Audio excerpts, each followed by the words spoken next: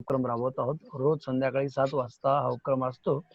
तर यामध्ये काही सूचना आपल्याला द्यायच्या असतील, काही सुधारणा द्यायच्या असतील तर तशा कमेंट आपण केल्या तर आम्ही आपले आभारीच असू.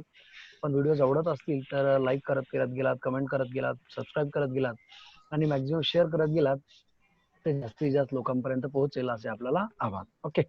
आणि विशेष करून आपला जर अभ्यास असेल किंवा आमच्यासोबत अभ्यास वर्गामध्ये सामील व्हायचा असेल तसा आपण संपर्क केलात तर तुम्ही सुद्धा जॉईन होऊ शकाल आणि आम्हाला आनंदच होईल आपण जॉईन झाला कारण आपण सर्व म्हणून हे काम करत राहूया. ओके. तर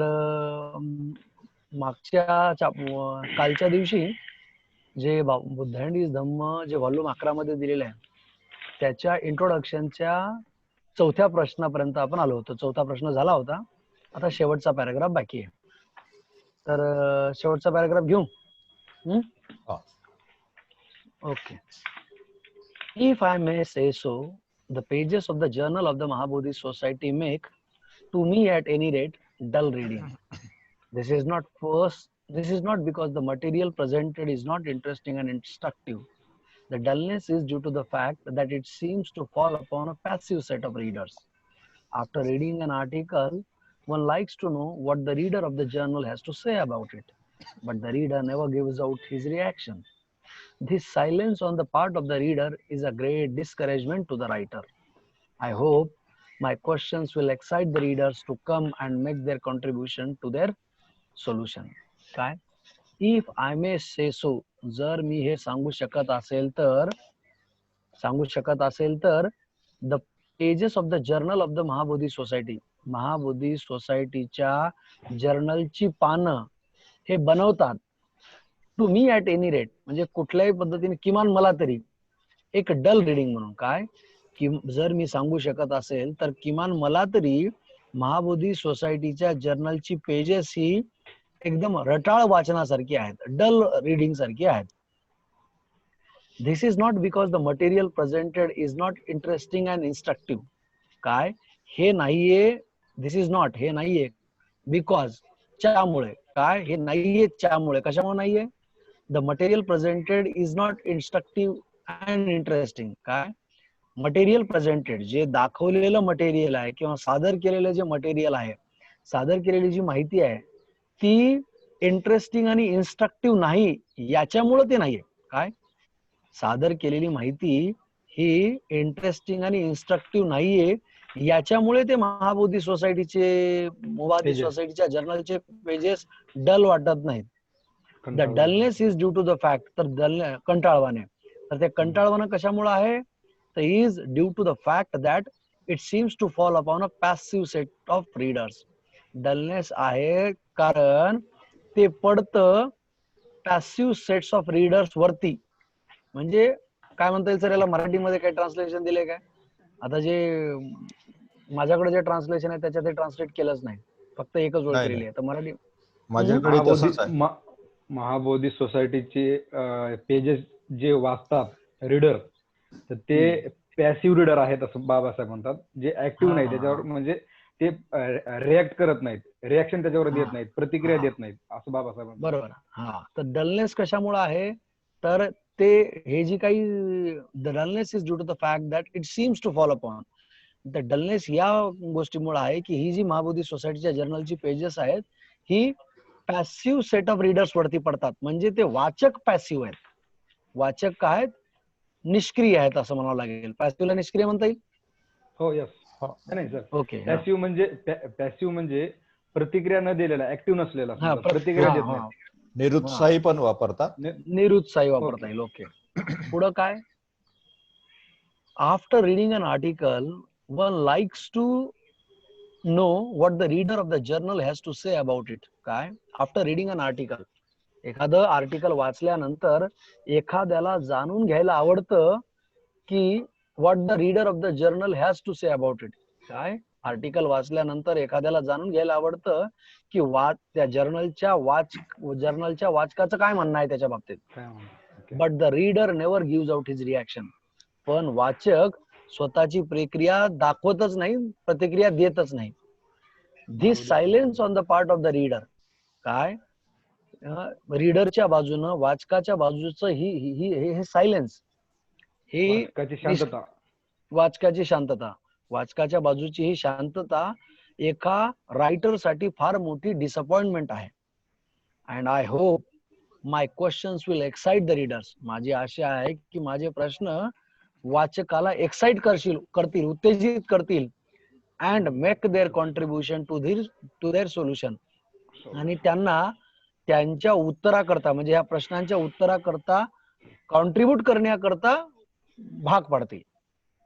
ओके, तर हे असं मराठीत आहे. तर एक एक लाईन सुरू करायची सर. माझ्याकडे काही याचाच हिंदीमध्ये पण आहे. जर ते ओके. तुम्हाला फायद्याचं ठरत असेल तर ते फक्त आहे म्हणून तेवढं वाचायला हरकत नाही आहे असं मला वाटतं. चालेल चालेल, घ्या ना, वाचा ना सर. हाँ, यदि मुझे अनुमति हो तो मैं यह कहना चाहूंगा कि महाबोधि पत्रिका के पुष्ट कम से कम मेरी दृष्टि में उतने विचार उत्तेजक नहीं होते।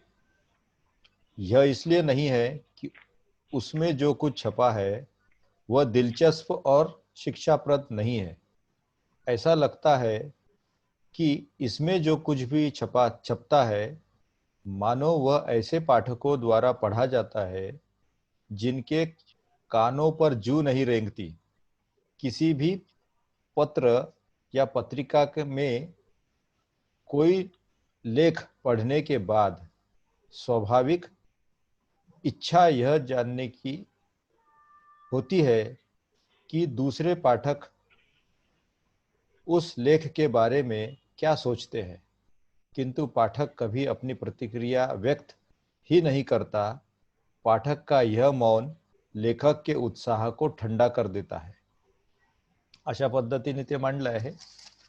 तर ते जर म्हणजे एकंदरीत सार याच्यावरून जे काही येईल आपण डिस्कशन करूच त्याच्यावर, तर आपल्याला तो सार लक्षात येईल.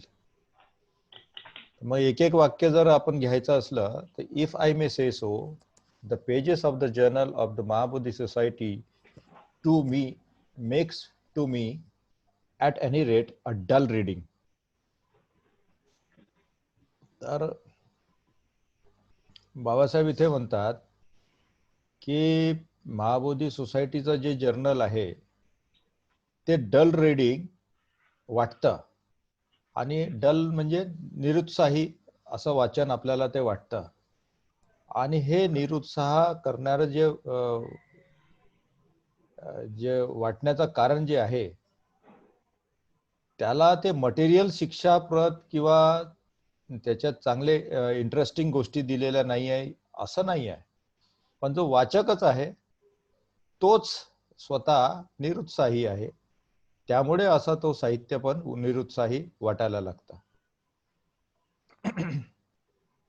कोणतेही आर्टिकल जेव्हा कोणी लेखक छापतो, after reading an article one likes to know what the reader of the journal has to say about it. कोणत्याही वाचकाला जेव्हा तो आर्टिकल वाचतो तर त्याला असं वाटतं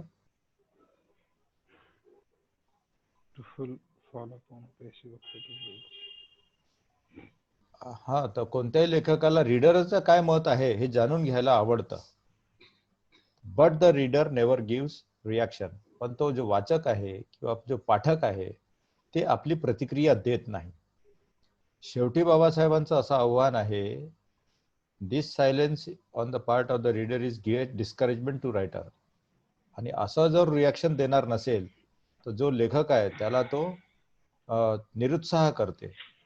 मग बाबासाहेब शेवट असं करतात की I hope my question will excite the reader to come and make the contribution to their solution. आता कुठले सोल्युशन आणि कुठले देर म्हणजे आपण जे वाचक आहोत, आपल्या वाचकांना बाबासाहेबांनी आव्हान केलं आणि पहिले केलं होतं की मी काही समस्या बुद्धिझम मध्ये येणाऱ्या ज्या समस्या आहेत, जे सुस्पष्टता साधण्याकरता गरजेचे मुद्दे आहेत, ज्या मुद्द्यांवर लोकांना सुस्पष्टता नाही आहे, असे काही मुद्दे त्या बाबासाहेबांनी 4 प्रश्न इथे घेतलेच आहे परिचय भागात. आणि या 4 प्रश्न परिचय मध्ये घेतलेले जे प्रश्न आहे यावर अजून डिस्कशन करून सोल्युशन काढले गेले पाहिजे. आणि प्रश्न इतके 4च राहणार नाही. बुद्धिझम मध्ये अनेक प्रश्न आहेत ज्यांच्यावर आपण समस्यांवर समाधान शोधलं पाहिजे. यासाठी आम्ही काम केलं पाहिजे. तर वाचक लोकांनी नुसतं वाचून चालणार नाही, तर त्या लोकांनी अशा ज्या अनेक समस्या ज्या बुद्धिझम मध्ये आहेत ते दूर सारण्याकरता किंवा ते दूर करण्याकरता त्याच्यावर जितका प्रकाश टाकता येईल तितका टाकावा. आणि बाबासाहेब म्हणतात की त्यांनी कॉन्ट्रीब्यूट करा, म्हणजे आपलं जे बौद्धिक सहकार्य आहे ते बौद्धिक सहकार्य त्याच्यात दिलं पाहिजे. आणि या समस्या, अशा समस्या ज्या अशा स्वरूपाच्या ज्या समस्या आहेत, बुद्धिझम समजून घेण्याला अडथळा आहेत, त्या अशा प्रश्नांवर जितकी चर्चा करता येईल तितकी चर्चा करावी, त्याच्यावर जितका प्रकाश टाकता येईल तितका टाकावा. आणि तो मुद्दा म्हणजे समस्याग्रस्त असलेला मुद्दा सोडून घ्यावा आणि तो समजून घेण्याकरता आणि समजून देण्याकरता मोकळा करावा. हा बाबासाहेबांचं इथे म्हणजे अपेक्षा आहे वाचकांपासून. तर आज खरंच वाचक असं करतात का?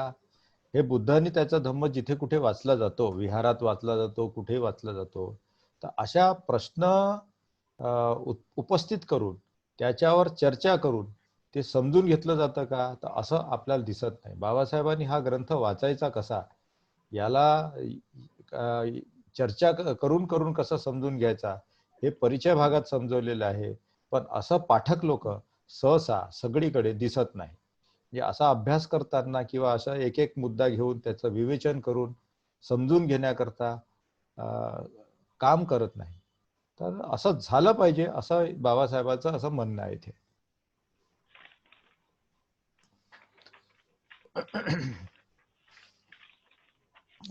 सर्वात प्रथम तर बुद्धिझम मध्ये अनेक लोक प्रश्नच विचारायला एक तर घाबरतात. तर भारतीय परिस्थिती आहे आणि धर्मावर प्रश्न विचारायचं नाही असा इथल्या लोकांच्या डोक्यावर संस्कार आहे. म्हणजे धर्मावर कुठलाही प्रश्न विचारायचा नाही.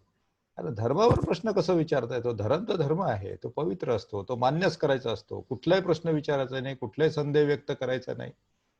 अशा स्वरूपाचा हे जे लोकांची मानसिकता झाल्यामुळे धम्मासंदर्भात कुठलाही संदेह व्यक्त करायचा नाही, कुठलाही प्रश्न विचारायचा नाही आणि जे काही लिहिलेलं आहे ते निमूटपणे मानत जाणे आहे. बुद्धिवादी प्रक्रियेतून ते चाचपून पाहणे, त्याची तपासणी करणे, फेर तपासणी करणे, त्याला सिद्ध करणे, ही जी बौद्धिक प्रक्रिया आहे, ही बौद्धिक प्रक्रियाला सहसा भारतीय लोक जात नाही. वेस्टर्न कंट्रीमध्ये ते होतं. बायबल जे वाचन करतात त्याच्यातही होतं, अनेक वेळा बायबलला चॅलेंज केले गेले आणि आता ते देखील त्याच्यात अनेक बदल करून घेतले त्यांनी. पण हे रॅशनलिझम हा भारतात काही रुजत नाही. इथे फक्त श्रद्धा फार बढावलेली आहे लोकांची, पण त्यांना ते कळत नाही की श्रद्धा ही चिकित्सेच्या नंतर आलेली जी श्रद्धा असते ती अंधश्रद्धा नसते आणि चिकित्सेच्या अगोदर आलेली जी श्रद्धा असते ती अंधश्रद्धा असते. कांबळे सर, तुम्ही काही ऍड करू शकाल? बघा. कांबळे सर, सॉरी, सोन कांबळे सर. सर जय भीम सर. जय भीम सर, जय भीम. नगरकर सरांनी आता हे जो शेवट आहे या परिचयाचा, प्रस्तावनेचा, त्याचा अतिशय सुंदर असा केलेला आहे. या ठिकाणी मी इतकं सांगू शकतो की बाबासाहेबांच्या समोर धर्मग्रंथ लिहिताना जे 4 प्रमुख समस्या होत्या, तर ते आपण याचा आता शेवट झालेला आहे. पहिली समस्या होती की बुद्धांनी परिव्रजा कशी घेतली. दुसरी समस्या होती ती म्हणजे 4 आर्य सत्ये ही बुद्धाच्या मूळ शिकवणुकीचा भाग होता की नंतरहून जोडला होता. आणि तिसरा प्रश्न आहे आत्मा, कर्म आणि पुनर्जन्म. तर आत्मा, कर्म आणि पुनर्जन्म, तर या सुद्धा संकल्पना ब्राह्मणी धर्मामध्ये आहेत. तर मग आत्मा, बुद्ध म्हणतात की बुद्धाचं तत्वज्ञान हे अनात्मवादी तत्वज्ञान आहे, आपल्या पुढे लक्षात येईल. आणि अनात्मवादी असताना सुद्धा मग तो अनात्मवादी तत्वज्ञान असताना, बुद्धाचे शिकवण अनात्मवादी असताना सुद्धा, तर पुनर्जन्म कसा होतो किंवा कोणाचा होतो हा एक मोठा प्रश्न आहे. आणि त्या शेवटचा प्रश्न आहे की भिक्खू संघाच्या निर्मितीचा उद्देश किंवा भिक्खू संघाचा जो उद्देश आहे त्या संदर्भात बाबासाहेब मोठा आणि अतिशय महत्वाचा प्रश्न उपस्थित करतात की कशासाठी आहे भिक्खू? परिपूर्ण माणूस, बरोबर, परिपूर्ण माणूस असावा की तो एक गाईड, फिलॉसॉफर आणि अजून एक शब्द वापरतात बाबासाहेब, हे गाईड, फिलॉसॉफर म्हणून वापरावा, फ्रेंड म्हणून वापरावा, वागावा, या संदर्भात आहे. आणि ही फक्त प्रस्तावना आहे मित्रांनो. तर या प्रस्तावनेमध्ये जे बाबासाहेब प्रश्न उपस्थित केलेले आहेत, तर या प्रश्नावर बाबासाहेब वाचकांना आवाहन करतात की तुम्ही यावर काय करायला पाहिजे, सांगोपांग चर्चा करायला पाहिजे.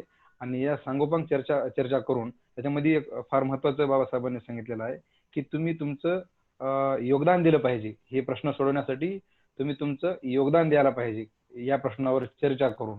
नगरकर सरांनी आता वस्तुस्थिती मांडलेली आहे की विहारामध्ये या ग्रंथाचं वाचन होतं. मुळामध्ये हा एक ग्रंथ वाचून बौद्ध धर्म समजणार नाही. किमान भारतीय परिप्रेक्ष्यामध्ये जेव्हा आपण धर्मग्रंथ वाचतो, म्हणजे बुद्धिझम, बौद्ध धर्म वाचतो, तर त्यावेळेस बाबासाहेब म्हणतात की हा एक त्रिखंडी ग्रंथ आहे. हा एका त्रिखंडी म्हणजे 3 खंड आहेत एका ग्रंथाचे. तर तो ग्रंथ कोणता आहे, तर म्हणजे बौद्ध धर्माच्या संदर्भात 3 खंड मांडलेले आहेत बाबासाहेबांनी. एक म्हणजे the Buddha and his Dhamma, second आहे बुद्धा और कार्ल मार्क्स, आणि थर्ड लास्ट आहे क्रांती आणि प्रतिक्रांती. तर हे 3 पुस्तकं वाचल्यानंतर भारतामध्ये आपल्याला भारतीय परिप्रेक्ष्यातून बौद्ध धर्माची ओळख करून घेता येते. ही प्रस्तावना आहे मित्रांनो. या प्रस्तावनेमध्ये अतिशय महत्वाची माहिती बाबासाहेब देतात. आणि या ठिकाणी सरांनी सांगितलेलं आहे आपल्याला आताच, आदरणीय नगरकर सरांनी, की महाबोधी सोसायटीचे जे पेजेस आहेत तर ते कंटाळवाणे आहेत. आणि खरंच आहे, माझ्याकडे एक कॉपी आहे महाबोधी सोसायटीची, राजकुमार सिद्धार्थ से तथागत बुद्ध, म्हणजे थोडक्यात चरित्रात्मक हा खंड आहे. जवळपास 509 पेजेसचं हे पुस्तक आहे. महाबोधी सोसायटी ऑफ इंडियानं प्रकाशित केलेलं आहे हिंदी माध्यमातून. त्यामध्ये मी वाचलंय, तर त्याच्यामध्ये बाबासाहेब जे म्हणतात ते खरंच आहे. कारण ते वाचल्यानंतर लक्षात येतं की याच्यामध्ये भरपूर निरस्त आहे, सुसंगती येत नाही किंवा, परंतु हे असं नाही, या ठिकाणी बाबासाहेबांनी नमूद करून दिलेलं आहे की हे निरस डल यासाठी नाही की त्याच्यामध्ये इंटरेस्टिंग पार्ट काहीच नाही. त्याच्यामध्ये इंटरेस्टिंग पार्ट आहे. त्यामध्ये काय म्हणतात त्याला अजून, उपदेशात्मक, सजेशनात्मक जे काही कन्स्ट्रक्टिव्ह पार्ट आहे. आणि ते त्याचप्रमाणे काय आहे, वाचनीय सुद्धा आहे. वाचनीय म्हणजे काय, वाचण्याजोगा सुद्धा आहे, आपण त्याला मराठीत असं म्हणू शकतो. तर याच्यामध्ये भरपूर चांगली माहिती दिलेली आहे, परंतु त्याचा मेळ असा साधता येत नाही बुद्धाच्या जीवनचरित्राशी. आणि एकंदरीत बुद्धाची पिन पॉइंट शिकवण काय आहे याचा मेळ लावताना, याचा संबंध जोडताना बऱ्याचदा सामान्य वाचकाचा, म्हणजे माझ्यासारख्या व्यक्तीचा गोंधळ उडतो. त्यामुळे बाबासाहेब म्हणतात की महाबोधी सोसायटीचे जे पेजेस आहेत ते डल आहेत किंवा कंटाळवाणे आहेत, त्याचा मराठी अर्थ सांगितला तर. परंतु त्यानंतर यानंतर बाबासाहेब म्हणतात की ठीक आहे, ते सरांनी सरांनी आहे की यावर चर्चा केली जावी. मी सर्वांना, आमच्या प्रेक्षकांना आणि सर्वांना विनंती करतो, जे बुद्धिस्ट विशेषतः तरुण आहेत त्यांनी हे द बुद्धा अँड हिज धम्मा वाचावं, त्रिखंड वाचावे, 3 खंड वाचावेत. त्याचं चर्चा घडून आणावी विहारामध्ये. प्रत्येक संकल्पनेवर, प्रत्येक वादातीत प्रश्नावर चर्चा घडून आणावी आणि लोकांमध्ये एक प्रोपोगेशन जे आहे किंवा लोकांमध्ये जो प्रसार करायचा आहे आपल्या धम्माचा, तो व्यवस्थित करावा. ठीक आहे, धन्यवाद. माझं मत संपवतो. माझं तर म्हणणं सर सजेशन होतं की आता आपल्या एवढ्या व्यवस्थित चर्चा होत आहेत, तर हेही समजा लोक जमत असेल तर लोकांनी हे विहारात लावल्या किंवा एकमेकांसोबत लावून ह्या बघितल्या आणि त्याद्वारे आपल्यापर्यंत काही सूचना दिल्या तर ते बरंच पडेल ना. असं म्हणजे वेगवेगळ्या विहारात तर व्हायलाच पाहिजे, पण याद्वारेही त्यांनीही त्यांच्या मोबाईल वरती अशा मीटिंग घडवून आणू शकल्या तर हे जास्तीत जास्त लोकांपर्यंत पोहोचेल, नाही का? नक्कीच. विहारात असलेल्या टीव्ही मध्ये पण आणि इंटरनेटचं कनेक्शन असेल तर त्याच्यावर फेसबुक लाईव्ह वगैरे ते पाहू शकतात. 7 वाजता सहसा वंदनेच्या नंतर लोक हे करू शकतात. काही लोक वंदना करतात म्हणून सांगतो. बरोबर. आणि हा म्हणजे गाणे तर सहसा लावतोच आपण, पण गाण्यापेक्षा हे जे आपण वाचन करतोय, अभ्यास करतोय, हे लावलं तर बेस्ट होईल. आणि आम्ही ज्या पद्धतीनं जातोय की English word to word, phrase to phrase, clause to clause आणि सेंटेन्स टू सेंटेन्स याचं इंग्लिश टू मराठी ट्रान्सलेशनही करतोय, त्याच्यामुळे इंग्लिश शिकायलाही बरं पडतंय. हा हा तर याच्याकरताही लोकांनी जर फायदा करून घेतला तर बरं असं म्हणणं नाही का. आणि युट्यूबवरही आपण हे हो videos sir. Ambedkarite TV channel वरती टाकतो, तर ते युट्यूबवर शोधायलाही सोपं पडतं, तर तिथूनही लोक ते बघू शकतील आणि वापरू शकतील. ओके, डाउनलोडही करता येतं आणि तसंही वापरता येईल. ओके, डाउनलोड वापरून व्हिडिओचं ऑडिओ कन्व्हर्जन करून हे वापरता येतात. ठीक आहे, ओके, पुढे चालायचं सर. हो सर. म्हणजे आता हे हे एकदम सार स्वरूपात जर आपण या पुरा इंट्रोडक्शनला, परिचयाला प्रस्तावना घ्यायची का याच्यानंतर? ते मराठी प्रोलॉग ना, हा प्रोलॉग प्रोलॉग प्रोलॉग घेऊया सर. प्रोलॉग घ्यायचं. ब्लॉग घ्यायचा का? अच्छा. हो हो. तर हे एकंदरीत काय बाबासाहेबांचं इथे सजेशन आहे की जे आता आपण जे विहारांमध्ये वाचन करतो आणि नुसतं वाचन करतो, तर ते आणि बाकी लोक सर्व डल डल रिडिंग वाटतं. हे काय होतं की एखादा वाचन करत असतो आणि दुसरे ऐकणारे लोक, आता तुम्ही वाचन करत आहे, आम्ही उपस्थित आहोत म्हणून ऐकायचं आहे म्हणून ऐकतात आणि त्याच्यावर कुठलीही चर्चा न करता फक्त वाचन होते आणि घरी चालले जातात. तर बाबासाहेब सजेस्ट करतात या ग्रंथाला वाचायचा पद्धती की तुम्ही नुसतं वाचून चालणार नाही, तर इथे त्या अनेक मुद्दे जे येत आहेत मुद्दे त्यांच्यावर चर्चा करा. तर हा जो आता डलनेस दिसतो जिकडे तिकडे सर्व विहारांमध्ये नुसतं वाचनातून, ऐवजी त्याच्यात ऍक्टिव्ह म्हणजे उत्साह येईल, त्या वाचकांना आणि त्या ऐकणाऱ्यांना उत्साह येईल आणि तो देखील त्याच्यात सामील होईल. म्हणजे याला आजकाल ऍक्टिव्ह रीडिंग जे म्हणतात की ऍक्टिव्ह रीडिंग महत्वपूर्ण आहे. म्हणजे त्याच्यात काय इंटरॅक्टिव्ह रीडिंग पण म्हणतात. मग त्या आणखी इंटरॅक्टिव्ह क्लासेसला आता महत्व येत आहे. तर त्यामुळे आता हे इंटरॅक्टिव्ह क्लासेस सारखं झालं पाहिजे. म्हणजे श्रोता देखील तिथे तिथे जे चर्चा करता आला पाहिजे, त्याला त्याचे प्रश्नही मांडता आले पाहिजे. अशा स्वरूपाचं वाचन आजकाल विहारात झालं पाहिजे. हे बाबासाहेबांचं सजेशन 70 वर्षापूर्वी होतं. आपण आजपर्यंत ते समजून घेतलेलं नाही आणि नुसतं असं पठण पाठन केल्यासारखं, जसं बाकी हिंदू लोक जे पाठ करतात फक्त तशासारखं ते असतं. कोणालाही काही प्रश्न विचारायचे नसतात आणि फक्त त्यांनी ऐकायचा असतो. तो एक बाबाजी असतो, तो सर्व बोलतो, वाचतो, नंतर सर्वांनी लोकांनी ऐकून घ्यायचं असते, बस झालं. तर असं न वाचता इंटरॅक्टिव्ह सेशन जे असतात त्याला आता तुम्हाला नवीन शिक्षण पद्धतीला फार महत्व आलेलं आहे. तर म्हणून इंटरॅक्टिव्ह क्लासेस सारखं हे वाचन केलं पाहिजे आणि प्रत्येक विहारात हे चर्चात्मक दृष्टिकोनातूनच वाचलं गेलं पाहिजे, असं ते सरसकट म्हणजे बाबासाहेबांचं लोकांना सांगणंही आहे, आव्हानही आहे आणि सजेशन पण आहे. बरोबर. आणि मला यातून काय दिसतं की बाबासाहेब म्हणतात ऍक्च्युली की एखाद्याने काही वाचलं म्हणजे समजा आता एखादा कोणी बोलतोय, तर माझ्या वाक्यावरून तुझी रिॲक्शन काय असं पुढच्याला विचारलं गेलं पाहिजे, अगदी नाही का. आणि त्याला त्याची रिॲक्शन देण्याला मोकळीक दिली पाहिजे, नाही का. नाहीतर तुम्हाला असं कसं वाटलं, तुम्ही असं कसं म्हणाले, असं जर म्हणाल तर मग ते चर्चा पुढे होणारच नाही, नाही का. अगदी बरोबर. हा म्हणजे आता ते जोडता येईल म्हणून मी सांगतो की आपले मित्र होते, ते म्हणायला लागले की तुम्ही वाचू नका, तुम्ही चुकीचा मेसेज सांगताय. तर माझं म्हणणं की बाबा तिथं बाबासाहेब म्हणतात की रिॲक्शन द्या. तर आम्ही वाचतोय, इंग्लिश येतं आम्हाला आणि इंग्लिश वाचून आम्ही रिॲक्शन देतो या. आणि चूक असेल तर चांगली गोष्ट आहे ना. तुम्हाला जर चूक कळत असेल तर या चॅनल वरती आणि समजून सांगा आम्हाला. फक्त ते सांगताना भाषा सज्जनांचीच असायला पाहिजे आणि विद्वानांचीच असायला पाहिजे, ऍटलीस्ट वाटायला पाहिजे. नाही तर गोंधळ भांडण होत असेल तर त्याला काही अर्थ नाही राहत.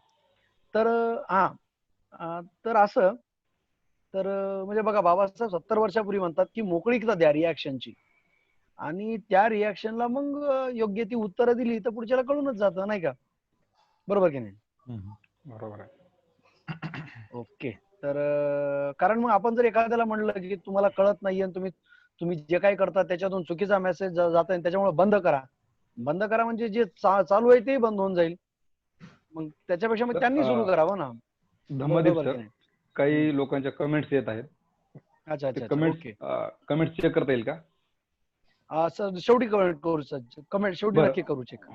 Okay okay. हा ओके. Very good. म्हणजे सांगितलं बरं झालं. तर तसं माझं म्हणणं होतं की आपण एखादा कोणी अभ्यास करत असेल त्याला रोखायला नाही पाहिजे, एखादा काम करत असेल त्याला रोखायला नाही पाहिजे. हा, त्याच्यात आपण सूचना दिल्या, सुधारणा दिल्या, मदत केली तर बरं पडतं. हा, आणि 100% माणूस कुठलाही बरोबर नसतो. आता आम्ही दावा नाही करत किंवा कोणीच दावा नाही करत ना, मी तर करतच नाही बाबा बरोबर असेल म्हणून. मग चूक असेल तर एका प्लॅटफॉर्मवर आपल्याला चर्चा करता येते, पण एका प्लॅटफॉर्मवर समजा काय म्हणता येईल त्याला फ्रिक्वेन्सी जुळत नसेल तर आपण असं करू शकतो ना, या प्लॅटफॉर्मवर एक व्हिडिओ झाला की दुसऱ्या प्लॅटफॉर्मवर लगेच व्हिडिओ तयार करायचा की या व्हिडिओमध्ये ह्या ठिकाणचं आम्हाला असं असं थोडं चूक वाटलंय, वेगळं वाटलंय, किंवा कमेंट मध्ये सांगता येते आणि मग त्याच्यावर आपल्याला योग्य ते उत्तर देता येईल, नाही का? पण अभ्यास करायला कोणाला थांबू नये आणि बाबासाहेब जसं म्हणतात की रिॲक्शन्स देण्याला कोणाला थांबू नये. त्याच्या जशा रिॲक्शन्स आहेत ते येतील त्यांच्या आधीच्या अनुभवावरून, आधीच्या शिक्षणावरून, आधींच्या विचारावरून, नाही का? तर एवढं पटलंय सर्वांना असं मानून पुढे चालायचं का सर? सिद्धार्थ सर? ओके. हो सर. प्रोलाग घेऊया सर नगरकर सर? हो ठीक आहे. आता प्रोलाग जरा अवघड आहे वाटते इंग्लिश मधलाही. तो लिहिलाय बाबासाहेबांनी encyclopaedia of religion and ethics volume 10 page 69 page 669 इथून. म्हणजे बाबासाहेब दरवेळी असं पुस्तकाची सुरुवात करताना कुठल्या तरी पुस्तकाचा एखादा उतारा किंवा कुठल्या तरी मोठ्या विचारवंतांचा कोट देतात. तसं हे दिलेलं आहे असं दिसतंय, नाही का? तर यात काय म्हणतात? बरं, ओके. प्रोलॉगला मराठीत काय म्हणता येईल सर? प्रोलॉगला मराठीत काय म्हणतात? उपोद्घात. Okay. From time to time. थोडक्यामध्ये जे पोएम असते, नॉवेल असते, त्याचं जो इंट्रोडक्शन असते ना लिटरेचरचं, त्याला प्रोलॉग म्हणतात सर. ओके. तर from time to time men find themselves forced to reconsider current and inherited beliefs and ideas to gain some harmony between present and past experience and to reach a position which shall satisfy the demands of feelings and reflection and give confidence for facing the future. एवढं मोठं sentence आहे ते. काय? From time to time, वेळोवेळी, men find themselves, माणसं त्या म्हणजे माणसं सापडतात की स्वतःहून सापडतात किंवा find themselves forced to reconsider. वेळोवेळी माणसं विचार करण्यासाठी भाग पाडल्या जातात किंवा भाग पडतात स्वतःहून. वेळोवेळी माणसे म्हणण्यापेक्षा व्यक्ती, वेळोवेळी व्यक्ती विचार करण्यासाठी भाग पडतात. काय विचार करण्यासाठी भाग पडतात? Current and inherited beliefs and ideas. सध्याच्या आणि पूर्वापार पासून चालेल. बोला सर. Continue sir. सॉरी. हा. सध्याच्या आणि पूर्वापार पासून चालत आलेल्या बिलीफ आणि आयडियाज. बिलीफला मराठीत काय म्हणता येईल? विश्वास. हा, भावना. विश्वास, बिलीफ. विश्वास, अधिक विश्वास. याला प्लुरल करायचं झालं तर मी म्हणेल काय म्हणता येईल सर नगरकर सर? बिलीफला प्लुरल करायचं झालं तर, अनेक वचनी करायचं झालं तर? याला मराठी ट्रान्सलेटर लोकांनी भावना केलाय.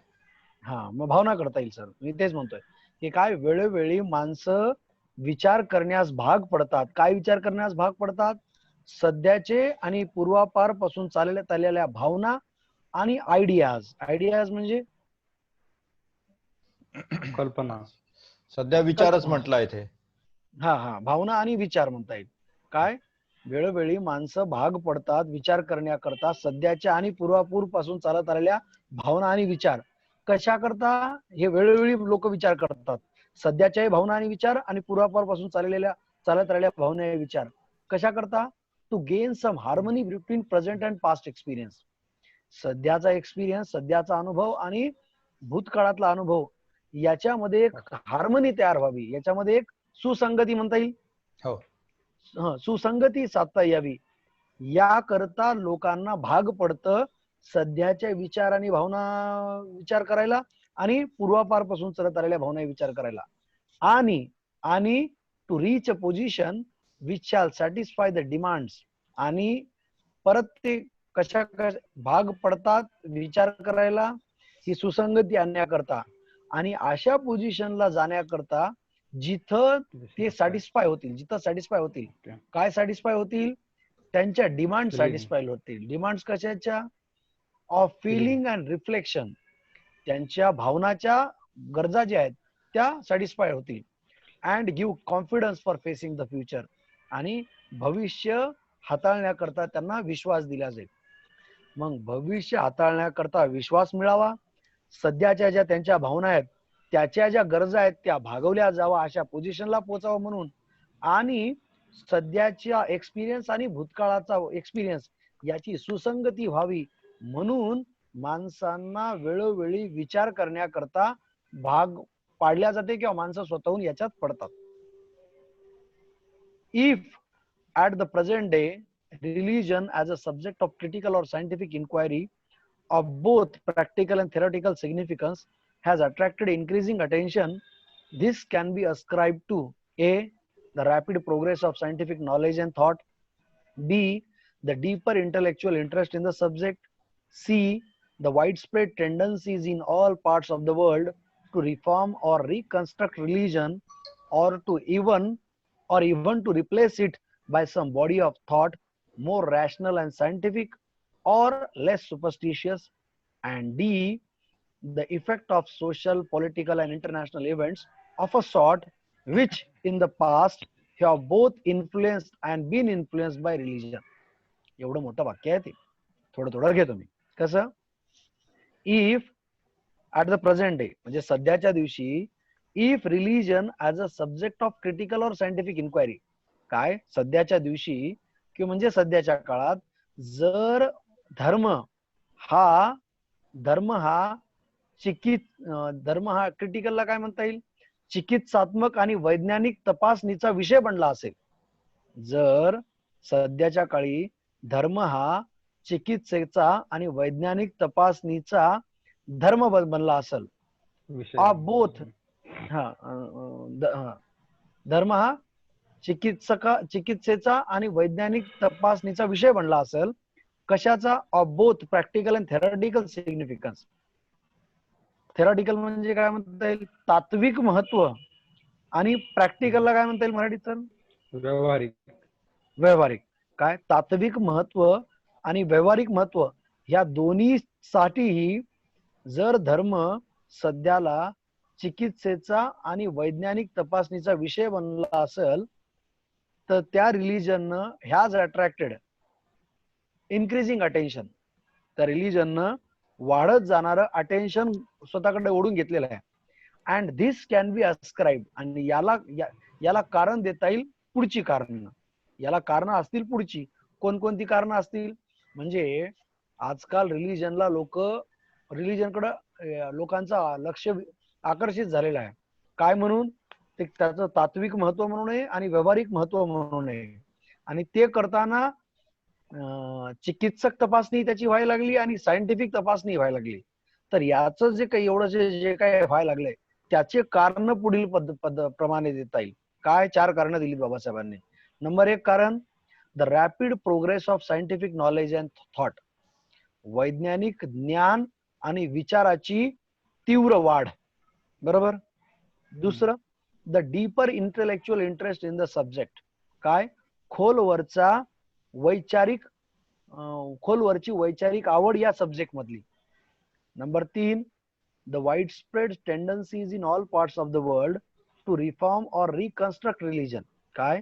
की जगभरामध्ये असलेली जगभर पसरलेली टेंडन्सीला काय म्हणता येईल की जगभर मानसिकता, जगभर पसरलेली मानसिकता कशा करता?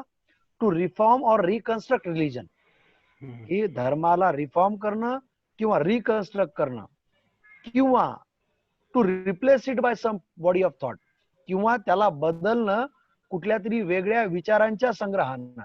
जे विचार राहतील अधिक रॅशनल, म्हणजे जे अधिक वैचारिक असतील किंवा सायंटिफिक असतील, किंवा थोडे कमी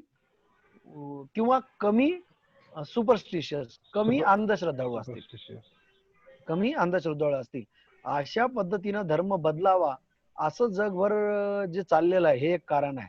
आणि चौथं कारण म्हणजे the effect of social, political and international events of a sort which in the past have both influenced and been influenced by the religion. चौथं कारण काय? की सामाजिक बदल, राजकीय बदल आणि इंटरनॅशनल बदलाच्या घटना ज्यांनी धर्माला बदललंय आणि ज्याही धर्मामुळे बदललेले आहेत, ह्या 4 कारणामुळं रिलीजन मधला इंटरेस्ट लोकांचा वाढलेला आहे. रिलीजनकडे बघण्याचा दृष्टी लोकांची, रिलीजनकडे बघण्यासाठी दृष्टी आकर्षित होत आहे असं म्हणणं. बरोबर सर? बऱ्यापैकी थोडंफार मी ट्रान्सलेट करू शकलोय. कोणी याच्यावर थोडं एक्सप्लेनेशन देऊ शकेल का, की पुढचं मी आधी घेऊन टाका ना. एकंदरीत मग म्हणजे मराठीत घेऊन सलग टाकतो वाचू मग. नाही टाकू. हा हा हा म्हणजे लोकांना कळेल आणि इंग्लिश शिकता यावं लोकांना म्हणून मी या पद्धतीने जातोय बरं का, की लोकांना नेमकं प्रत्येक शब्दाचा अर्थ कळावा, प्रत्येक फ्रेजचा अर्थ कळावा, वाक्याचा अर्थ कळावा. कारण इंग्लिशची अडचण येऊ नये, कारण इंग्लिश काय एवढी अवघड लँग्वेज नाही. फक्त होतं काय, आपल्या आजूबाजूला इंग्लिश बोलणारे लोक नसतात म्हणून येत नाही. आता मी एक सहज जोक मध्ये म्हणत असतो की आपण 20-25 वर्ष इंग्लिशचा अभ्यास करतो, आपल्याला येत नाही.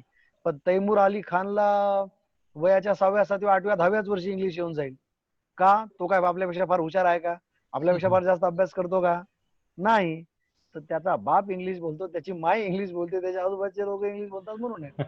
त्यांना आपल्यापेक्षा येडा तर ते आपल्या लोकांच्या आजूबाजूला इंग्लिश व्हावी म्हणून हाचा प्रयत्न आहे, नाही का सर? खूप छान, आणि खूप छान सर. नुसतीच इंग्लिश झाली तरी कळणार नाही, पण त्या इंग्लिशचा अर्थ जर कळून दिला सोबत सोबत तर त्यांना ते कळून जाईल असं प्रयत्न आहे. पुढं काय? बरोबर. Whenever the ethical or moral value of activities or conditions is questioned, the value of religion is involved, and all deep stirring experiences invariably compel a reconsideration of the most fundamental ideas, whether they are explicitly religious or not. काय? की जेव्हा केव्हा ethical और moral values of activities और conditions is question. काय? की घटनांचे म्हणजे ऍक्टिव्हिटीज म्हणजे घटनांचे आणि परिस्थितींचे घटनांच्या आणि परिस्थितींच्या इथिकल आणि मोरल व्हॅल्यू जेव्हा केव्हा क्वेश्चन केल्या जातात, म्हणजे यांना जेव्हा केव्हा प्रश्न केला जातो, तेव्हा तेव्हा तेव्हा धर्माची व्हॅल्यू तिथे इन्व्हॉल्व होते. काय?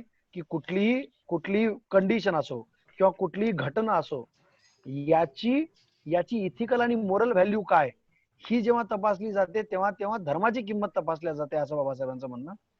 And all deep stirring experiences invariably compel a reconsideration of the most fundamental ideas. काय? आणि सगळे डीप स्टिरिंग एक्सपिरियन्सेस म्हणजे एकदम घालमेल करणारे जे काही अनुभव असतात, ते नकळत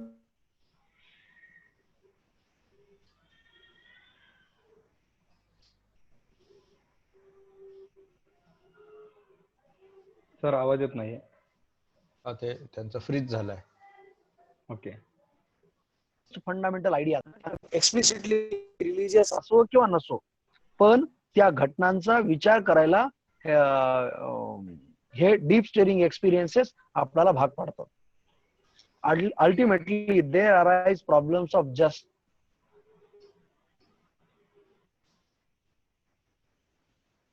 मी आहे ना सर मीटिंग मध्ये? हा. बँडविड्थ अल्टिमेटली देर अराइज काय बँडविड्थ कमी पडतं तुमचा. ठीक आहे. Ultimately, there arise problems of justice, human destiny, God, and the universe, and these in turn involve problems of the relation between religious and other ideas, the validity of ordinary knowledge, and practical conceptions of experience and reality. काय? Ultimately, शेवटी there arise problems of justice. काय? Ultimately, तेथे उभे राहतात प्रश्न न्यायाचे, human डेस्टिनीचे. मानवी डेस्टिनीला काय शब्द वापरता येईल सर? डेस्टिनेशनचा अर्थ आहे डेस्टिनी म्हणजे डेस्टिनीचा अर्थ. सिद्धार्थ सर समोर आहे का डेस्टिनीचा अर्थ? सर सांगता येणार नाही मला तर. दैव असं दिले बघा. काय? की तेथे अल्टिमेटली देर अराइज प्रॉब्लेम. हे असा प्रॉब्लेम आहे बघा की ट्रान्सलेशन मध्ये आता त्यांनी जमल तसे केले. बऱ्याच वेळेला जसाच्या तसा शब्द मराठीत अवेलेबल नसतो, जसाच्या तसा मराठी शब्द अवेलेबल नसतो, म्हणून आपल्याला तो जास्त समजून सांगावा लागतो. मग काय की डेस्टिनी म्हणजे भवितव्य होईल का? भवितव्य सर, मानवी भवितव्य. एक्झॅक्टली. तर मग काय? अल्टिमेटली तेथे उभे राहतात प्रश्न न्यायाचे, मानवी भवितव्याचे, देवाचे आणि जगाचे. अँड दिस इन टर्न, आणि मग इन टर्न काय म्हणताय, परिणामी याच्यामध्ये मग इन्व्हॉल्व होतात प्रश्न रिलेशन बिटवीन रिलिजियस आणि अदर आयडियाचे. काय? शेवटी हे याच्या प्रश्न येतात, आणि ह्या प्रश्नामुळे मग दुसरे प्रश्न कोणते येतात की धार्मिक गोष्टी आणि इतर गोष्टींच्या रिलेशनचे. The validity of ordinary knowledge and practical conceptions of experience and reality, की ऑर्डिनरी नॉलेज जे आहेत त्याचे व्हॅलिडिटीज येतात, आणि जे practical conceptions of experience and reality, की जे काय आपल्याला एक्सपिरियन्स येत असतो आणि जी रियालिटी असते त्याचं जे प्रॅक्टिकल आपली समज असते त्याचे प्रश्न शेवटी उभे राहतात. असा हे उतारा बाबासाहेबांनी इन्सायक्लोपीडिया ऑफ रिलिजन अँड इथिक्स मधून दिलेला आहे. ओके, तर मराठीत वाचता येईल सर? सिद्धार्थ सर, मराठी समोर असेल तर वाचून घेता का एकदा जसच्या तसं? हो हो आणि सर. मग आपल्याला बोलता येईल. ओके, हो. प्रचलित अनुभव व पूर्वानुभव दोन्ही अनुभवामध्ये सुसंवाद निर्माण व्हावा आणि अशी अवस्था प्राप्त व्हावी, परिस्थिती निर्माण व्हावी, ज्याद्वारे भावनांच्या व विचारांच्या गरजा समाधानकारकपणे पूर्ण व्हाव्या आणि भवितव्याला सामोरे जाण्याचा विश्वास निर्माण व्हावा, याकरिता मानवाला प्रचलित आणि पारंपरिक समजुती, श्रद्धा आणि कल्पना आणि विचारांचे पुनरावलोकन करणे भाग पडते. हे पहिलं वाक्य संपलं इथं. व्यावहारिक व तात्विक महत्वाच्या दृष्टीने आणि गंभीर समीक्षेचा किंवा शास्त्रीय अन्वेषणाचा, वैज्ञानिक चिकित्सेचा विषय म्हणून अलीकडच्या काळात धार्मिक कृती व धर्माचे तत्वज्ञान यांचे आकर्षण वाढले आहे आणि त्यांची कारणे पुढील प्रमाणे आहेत. 1. विज्ञान आणि वैज्ञानिक विचार यांची झपाट्याने होणारी प्रगती. 2. या विषयात सखोल बौद्धिक आवड. 3. धार्मिक सुधारणा किंवा पुनर्रचना किंवा अधिक तर्कशुद्ध आणि वैज्ञानिक किंवा कमी अंधश्रद्धेवर आधारित विचार प्रणालीची त्याऐवजी स्थापना करण्याकडे जागतिक पातळीवर व्यापक प्रवृत्ती. 4. भूतकाळातील सामाजिक, राजकीय आणि आंतरराष्ट्रीय घटनांचा परिणाम की ज्या धर्माने प्रभावित केल्या किंवा धर्म ज्यामुळे प्रभावित झाला. हा पहिला कारा संपला या ठिकाणी. जेव्हा एखाद्या कार्याचे किंवा परिस्थितीचे सदाचरण किंवा नैतिक मूल्यांविषयी प्रश्न निर्माण होतो तेव्हा धर्माच्या महत्वाशी तो निगडीत असतो, तेव्हा अंतर्याम ढवळून काढणारे अनुभव ती अत्यंत मूलभूत तत्वे निश्चितपणे धार्मिक आहेत किंवा नाहीत याचा पुनर्विचार करण्यास बाध्य करतात. अंतिमतः शेवटी न्याय, मानवाचे भवितव्य, देव आणि विश्व यांच्याविषयी प्रश्न उत्पन्न होतात आणि तदनुसार धर्म आणि इतर विचारांच्या परस्पर संबंधाचे प्रश्न, सर्वसाधारण ज्ञानाची वैधता, अनुभव आणि सत्यता यांची व्यवहार्य संकल्पना या संबंधित प्रश्नात गुंतले जातात. हा जो उपोद्घात आहे, जो किंवा प्रोलॉग आहे, थोडा म्हणण्यापेक्षा खूप कठीण भाषेमध्ये या ठिकाणी शब्दामध्ये बाबासाहेबांनी मांडलेला आहे. तो actually encyclopedia of religion and ethics खंड 10 पान नंबर 669 वर दिलेला आहे. ठीक आहे सर, बोला यावर. नगर सर आपल्याला एक्सप्लेन करून सांगतातच की. बरोबर. तर साधारणच आहे की बाबासाहेबांनी हे इथं टाकलं का, आणि म्हणजे काय होतं की धार्मिक दृष्ट्या खूप लोक रिजिड म्हणतो आपण, त्याला मराठी शब्द काय आहे, कट्टरपंथी कडे चालले जातात. मग काय होतं की कुठल्याही धार्मिक पुस्तकांचं किंवा धर्माचं किंवा परंपरेचं जे जसं आहे तसंच अनुपालन केलं गेलं पाहिजे असा खूप लोकांचा फारच आग्रह असतो, आणि मग जे प्राचीन आहे ते जपलंच गेलं पाहिजे असाही त्यांचा आग्रह असतो. पण आता हे वाढतं ज्ञान, वैज्ञानिक दृष्टिकोन लोकांमध्ये जे आणि ते इंटेलेक्च्युअल त्यांच्या वाढत आहे शिक्षणामुळे म्हणा आणि इंटरेस्टमुळे म्हणा, की वेगवेगळ्या सब्जेक्ट मध्ये लोक इंटरेस्ट घेतात. त्यामुळे काय होतं की कोणतीही गोष्ट ते फेर तपासणी करून पाहतात, आणि जे असलेलं ज्ञान आजपर्यंत आहे, जे अनेक ट्रेडिशन पासून आपल्यापर्यंत, अनेक परंपरापासून आपल्यापर्यंत जे जसं आहे तसं पोचलं, त्यालाही प्रश्न करण्याला, त्याचीही चिकित्सा करण्याला, त्यालाही इन्क्वायरी करण्याला, त्यालाही रिएक्झामिनेशन करण्याला लोक पुढे जातात. याला आता आपण रोखू शकत नाही. जो कोणी हा रोखतो तो धर्मप्रचारक होऊ शकत नाही. म्हणजे वर्तमानच्या लोकांच्या जे भावनिक भूक आहे किंवा बौद्धिक भूक आहे त्याला पूरकच जर मटेरियल असेल किंवा जे धर्मामध्ये जर चुका असतील तर ते वर्तमानचे लोक आपल्या गरजेनुसार त्याला मोल्ड करतील, चेंज करतील.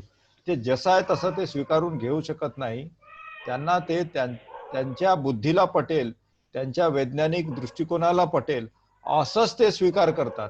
त्यामुळे आपल्याला प्रस्तुतीकरण करताना ते त्याला पूरक असेल असंच साहित्य आपल्या लोकांसमोर घेऊन जावं लागेल, किंवा लोक त्याला ते साहित्याला वैज्ञानिक दृष्टिकोनात फिट कसं बसेल हे नक्कीच बघतील आणि त्याच्यात बदल देखील करतील.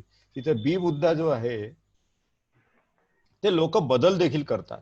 आता बायबलमध्ये अनेक बदल झाले. आता बायबलमध्ये पृथ्वी चौकोन नाही आहे, आता ती बरोबर सर. फुटबॉल सारखी गोल झाली आहे. तर आता ओके. ते डार्विनचा जो थिअरी आहे, थिअरी ऑफ एव्होल्युशन, त्यांना ते स्वीकार करावं लागलं है ना. ते त्यांचं असं म्हणणं नाही होऊ शकत की आता एक वेळा प्रलय आला होता आणि प्रत्येक एक मोठी बोट घेतली होती ईश्वरानी आणि प्रत्येक जोडी एक एक जोडी त्या बोटमध्ये ठेवली होती. प्रलयमधून जे काही जीव वाचवू शकले त्या एक एक जीव जे जोडं वाचवलं होतं त्याच्यापासून हे सृष्टीचं पुनर्निर्माण झालं. हे अशा आता काल्पनिक गोष्टी चालत नाही.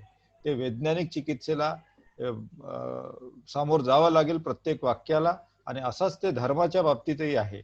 म्हणजे लोक धर्माची बाब सोडून देतात, तुम्ही सर्व चिकित्सा करा पण धर्माच्या बाबतीत तुम्ही हात लावू नका, कारण ते ईश्वर निर्मित आहे आणि ईश्वर चुकीचा होऊ शकतो का, असं बुद्धिझम मध्ये तर नाहीच नाहीये.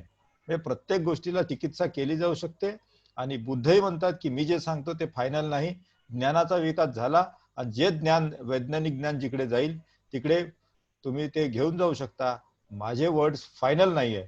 पण आजपर्यंत आपल्याला ते बुद्धांचे जे हे विचार आहेत हे म्हणजे किती प्राचीन असूनही किती वर्तमानला ते कसं फिट बसतात हे आपल्याला लक्षात आलं पाहिजे. क्या बात आहे, बढिया. बरोबर सर, परफेक्ट. तर अशा दृष्टिकोनातून धम्माचा विश्लेषण होणे फारच गरजेचं आहे.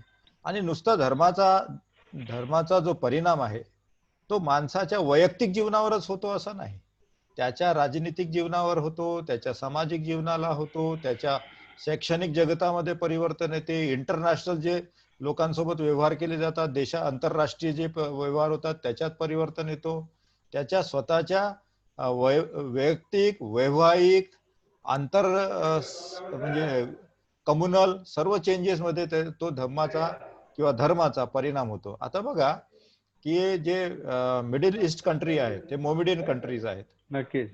तर त्यांचे जे राष्ट्र चालवण्याचा जे पद्धती आहे ती राष्ट्र चालवण्याची पद्धती देखील त्यांची धर्माने प्रभावित आहे. म्हणजे जे काही नियम आहेत, जे त्यांचे नियम सांगते त्या म्हणजे इस्लामिक जे लॉ आहेत त्या लॉ नुसार त्यांचं राष्ट्र चालतो. ते कुठलाही दुसरं नियम मान्य करत नाही. म्हणजे धर्माचा राजकारणावर इतका मोठा परिणाम आपल्याला तिथे होताना दिसतो.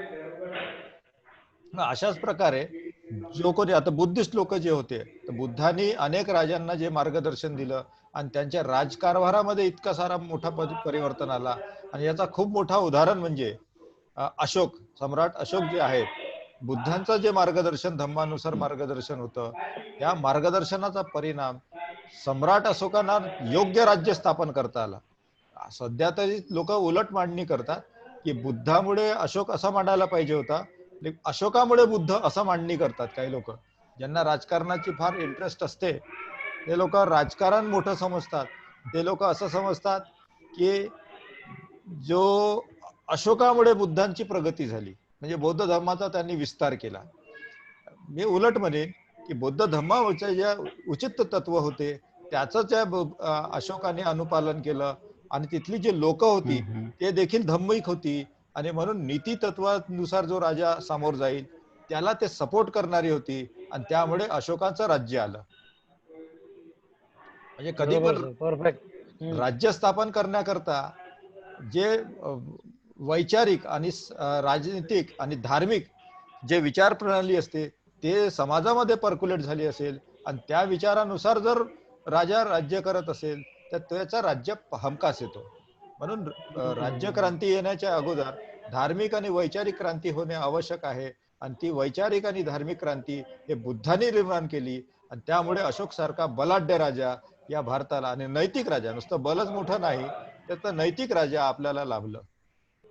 अशा प्रकारे हे सर्व एकामेकाशी कसा म्हणजे धम्माचा परिणाम इतर गोष्टींवर होतो आणि तो इतक्या मोठ्या प्रमाणावर होतो की जग झपाटून टाकतं. त्यामुळे योग्य तो विचार लोकांमध्ये गेला पाहिजे आणि त्याच्यामुळे जर योग्य विचार असेल तर जगाला ते प्रभावित करेलच करेल अशाही स्वरूपाचं आहे. म्हणून वैज्ञानिक दृष्टिकोनातून मांडलं पाहिजे, वर्तमानाला ते विचार फिट बसला पाहिजे अशा पद्धतीने मांडलं पाहिजे. कारण ते त्याच्याशिवाय दुसरं स्वीकारतच नाही लोक. तुम्ही जर खूप अंधश्रद्धात्मक बरोबर सर. दृष्टिकोनातून बुद्धिझम प्रस्तुत Perfect. कराल तर धम्म पूर्ण ते कामाचं नाही, वर्तमान लोक घेणार नाही. मी अशा पोरांना ओळखतो ज्या लोकांनी बुद्ध आणि त्याचा धम्म वाचताना त्यांच्याकडे काय कोणी मास्तर नव्हता किंवा कोणी धम्म शिकवणारा नव्हता. त्यामुळे त्यांना असं वाटलं की पांढरा हत्ती महामायाच्या पोटाला जन्माला येतो आणि हे आजच्या काळात आपल्याला पटण्यासारखं आहे का? पुनर्जन्माच्या विश्वास आजकालचे मुलं ठेवत नाही, विज्ञान शिकणारी मुलं आहेत. त्यांना वाटलं की हेही पुस्तक जर अंधश्रद्धाचं असेल तर आपण हे वाचायचंच कशाला. आणि त्याला वाटलं की हे इतर धर्मासारखं हेही अंधश्रद्धाळू धर्म आहे. अनेक पोरं जे विज्ञान शिकणारे, सहसा आता महाराष्ट्रामध्ये आपल्याला विज्ञानावर जास्त फोकस केला जातो, तर दिल्लीमध्ये आर्ट्सकडे आणि कॉमर्सकडे जास्त लक्ष दिलं जातं, मुंबईमध्ये कॉमर्सचे विषय घेतले जातात, पण विशेषतः हा विदर्भ एरिया जो आहे इथे सायन्सकडे जास्त लक्ष लोक देतात. आणि त्यामुळे इथले जे पोरं आहेत हे अंधश्रद्धात्मक गोष्टी असल्या की त्याला ते नकारतात आणि हेही पुस्तक किंवा हाही ग्रंथ असाच अंधश्रद्धेचा ग्रंथ आहे असं म्हणून ते बंद करतात. त्यांची छोटीशी बुद्धी असते. ते बाबासाहेबांनी तिथे का टाकलं वगैरे अशी समीक्षा ते करू शकत नाही. त्यांना जे सपोर्ट करणारे विहारांमध्ये जे लोक एक्सपर्ट असायचे ते एक्सपर्ट राहत नाही. ते कोणालाही प्रश्न समाजात विचारत नाही, ते आपल्या बुद्धीने काम करतात. त्यांना वाटतं हे अंधश्रद्धेचं आहे आणि हे का टाकलं त्यांना ते कळत नाही. त्याच्यामुळे मग त्यांना देखील असंच वाटायला लागतं की हे देखील पुस्तक अंधश्रद्धेचं आहे आणि बुद्ध धम्म अंधश्रद्धेचा असेल तर वर्तमानच्या पोरांना ते कामाचं नाही असंही ते विधानं करून ते मोकळे होतात आणि अनेक वर्ष ते बौद्ध धर्मापासून दूर राहतात. का? तर प्रस्तुतीकरण जे आहे धम्मप्रचारकांचा हे वैज्ञानिक नसते किंवा आपल्याकडे प्रचारकच नसल्यामुळे ते कोणाला प्रश्न विचारतील आणि कोणाकडनं ते उत्तर शोधून घेतील ही सुविधा नसल्यामुळे लोक असं फसत राहतात. बरोबर सर. खरंच काय महत्वाचं म्हणजे मला फार जास्त पटलं. म्हणजे आता कदाचित म्हणजे आता माझ्यासारख्यालाही वाटू शकतं की बाबा आता आणि इथं केवढं चांगलं दिलंय की प्रेझेंट आणि पास्टली हार्मनी साधता यायला पाहिजे धम्माने किंवा कुठल्याही धर्माने किंवा कुठल्याही विचाराने. तर ती साधत नसेल तर माणसं आपोआप निघून जातात. आणि ठीक आहे, काही धर्माचा किंवा कुठल्याही धर्माचा प्रचार करणारे म्हणतात की आपला धर्म प्रत्येक धर्मातली लोक म्हणू शकतात की असं पालन करायला पाहिजे, तसं पालन करायला पाहिजे. पण लोक त्यांना जे पाहिजे तेच घेणार. आणि लोक कोणतं घेतात? जनरली जे त्यांना सुसंगत वाटतं, जे हार्मनी आणतं त्यांच्या लाईफमध्ये. कशाची हार्मनी? त्यांच्या मागच्या अनुभवांची आणि सध्याच्या एक्सपिरियन्सची. याच्यामध्ये जे सुसंगत येतं ते असायला पाहिजे. आणि पुढे तर बाबासाहेब म्हणतात की त्यालाही त्याच्याही पुढे जाऊन ह्या 4 गोष्टीचाही विचार व्हायला पाहिजे धम्माबाबत विचार करताना. की पहिलं तर सायंटिफिक नॉलेज आणि विचार, वैज्ञानिक ज्ञान आणि विचार हो एवढा झपाट्यानं वाढलाय, याचाही विचार विज्ञानामध्ये धर्मामध्ये व्हायला पाहिजे. दुसरं, लोक याच्यामध्ये इंटरेस्ट घ्यायला लागलेत, डीपर इंटरेस्ट घ्यायला लागलेत ते. आणि तिसरं, जर हे नाही केलं म्हणजे काही लोकांची तर इच्छा राहते, काही लोक प्रयत्न करतात काय, धर्माला नुसतं रिफॉर्म आणि रिकन्स्ट्रक्ट करायचं नाही तर रिप्लेस सुद्धा करायचं, बदलायचं सुद्धा. कशाने बदलायचं? तर वैज्ञानिक विचाराने, बुद्धिसंगत विचाराने आणि अंधश्रद्धा कमी करणाऱ्या विचाराने. आणि हे अशी विचारांची मांडणी व्हायला पाहिजे. आणि त्यासोबतच जसं तुम्ही म्हणालात तसं सोशल, म्हणजे आता ते तुम्ही सांगल्यामुळे मला हे मी म्हणालो होतो ना की बाबा बऱ्याच वेळेला लोकांना पुस्तकच मिळत नाहीत. पुस्तकं मिळाले तर ते इंग्लिश मधले कळत नाहीत. इंग्लिश मधलेही समजा कळाले तर त्यातले नेमके कन्सेप्ट कळत नाहीत. तेही कळाले तर कुठं लक्ष द्यावं हे कळत नाही. पण आता हे तुम्ही सांगितल्यामुळे माझं लक्ष चाललंय या प्रत्येक वाक्यामधल्या प्रत्येक शब्दाकडे, की जसं ते 4 नंबर आहे किंवा सोशल, पॉलिटिकल आणि इंटरनॅशनल इव्हेंट जे व्हायला लागलेत तेही धर्माला बदलतात आणि धर्मामुळे तेही बदलतात. तर ह्या सगळ्यांचा विचार करून धर्माची मांडणी व्हावी लागेल, नाही का? तर या लेवलवरचे या लेवलचे धम्म प्रचारक आणि ते विचार प्रचारक व्हावे लागेल, नाही का? तर त्या लेवलचं ते ज्ञान प्रचारक म्हणावं लागेल त्यांना, नाही का? कारण धर्माला ज्ञानच म्हणावं लागेल की नाही. तर ते ज्ञान प्रचारक तसे व्हायला पाहिजे. आणि म्हणजे मला तर फार आवडलं सर की काय जबरदस्त सांगितलंय तुम्ही. आणि sir Siddharth sir mute mute आहे आपलं, अनम्यूट करून आपण आपलं मत मांडाल तर. या ठिकाणी आदरणीय नगरकर सरांनी खूप छान पद्धतीने हा जो उपद्घात आहे किंवा इंट्रोडक्शन ऑफ दिस बुक मांडलेला आहे त्यामध्ये बाबासाहेबांनी हा उपद्घात का मांडला, हा पहिला प्रश्न निर्माण होतो. का मांडला असेल तर बाबासाहेबांना म्हणजे प्रस्तावना काय असते तर त्या पुस्तकाची, त्या साहित्याची हा परिचय असतो थोडक्यात, की पुस्तक कसं असणार आहे किंवा एखादी घटनेचा समजा एखादा कार्यक्रम आहे, इव्हेंट आहे, तर त्या ठिकाणी जी काही प्रस्तावना मांडण्यात येतो, तर तो प्रस्तावना म्हणजे त्या कार्यक्रमाचं थोडक्यात काय असतं की त्या कार्यक्रमात काय काय होणार आहे हा तो त्यामध्ये भाग दिलेला असतो. तर हा जो प्रोलॉग आहे, तर जो उपद्घात आहे, तर यामध्ये बाबासाहेबांनी स्पष्ट सांगितलेलं आहे की या धर्मग्रंथांची मांडणी ह्या 4 मुद्द्याच्या आधारावर केलेली आहे. सायंटिफिक असेल, तो रॅशनल असेल, त्यानंतर मग तो काय लेस सुपरस्टिशियस असेल, कमीत कमी अंधश्रद्धाळू बनवण्याचा प्रयत्न असेल. या ठिकाणी हे 4 मुद्दे दिलेले आहेत. मला ते महत्वाचे वाटतात की प्रत्येक माणूस काय करतो, जीवन आपलं सुसंगत बनवण्याचा प्रयत्न करतो. मग तो त्याचा जो पूर्वानुभव असतो किंवा मग वर्तमानातला अनुभव असतो, तो वर्तमानात म्हणजे जो आता शिकत असेल आणि जो पूर्वानुभव आहे, याच्या आधारावर तो काय करतो, आपल्या जीवनामध्ये सुसंगती लावण्याचा प्रयत्न करतो. उदाहरणार्थ सरांनी एक उदाहरण दिलं होतं बघा, की जे ख्रिश्चन धर्मामध्ये जे काही बदल झालेला आहे, तर तो माणूस आता काय होता की विज्ञान म्हणतं की पृथ्वी गोल आहे, बरोबर. जेव्हा कोलंबसने आणि गॅलिलिओने दुर्बीण उचलून बघितली आणि त्याला समजलं आकाशामध्ये की ही काय आहे, सॉरी, ही पृथ्वी गोल आहे, जेव्हा वैज्ञानिकांनी सिद्ध केलं, तर त्यावेळेस त्याला फार मोठा तोंड द्यावं लागलं, बरोबर. सूर्यकेंद्री आहे आणि पृथ्वी त्यावरती फिरतो असा सिद्धांत त्याने जे मांडला, तर त्याला फार मोठा तोंड द्यावं लागलं, त्याचा खून सुद्धा करण्यात आला, बरोबर. त्याला मारण्यात आला अक्षरशः. असे कित्येक सायंटिस्ट होते, त्यांना मारण्यात आलं. मग हा जो काही फार मोठा जो बदल झाला, काय कशामध्ये, धर्मामुळे, राजकारणामध्ये झाला, धर्मामुळे इतर काही आंतरराष्ट्रीय घडामोडीमध्ये जो बदल झाला, तर तो घडत असतो. आणि इतर इंटरनॅशनल घडामोडीमुळे सुद्धा धर्मावर प्रभाव पडत असतो. सरांनी सुरेख उदाहरण दिले की अशोकामुळे बुद्ध ओळखल्या जाऊ नयेत, तर बुद्धामुळे अशोक घडले, बरोबर.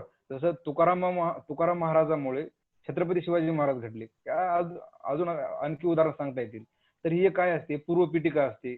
तर ही जी घटना आहे, तर ह्यामध्ये हे महत्वाचं आहे की प्रत्येक माणूस, सरांनी उदाहरण दिलं आहे की प्रत्येक आजचे जे पोरं आहेत ते काय आहेत, विज्ञानवादी आहेत, विज्ञान शिकत आहेत आणि त्यांना हे चमत्कारी किंवा अंधश्रद्धाळू ज्या गोष्टी असतात तर त्या नको वाटतात.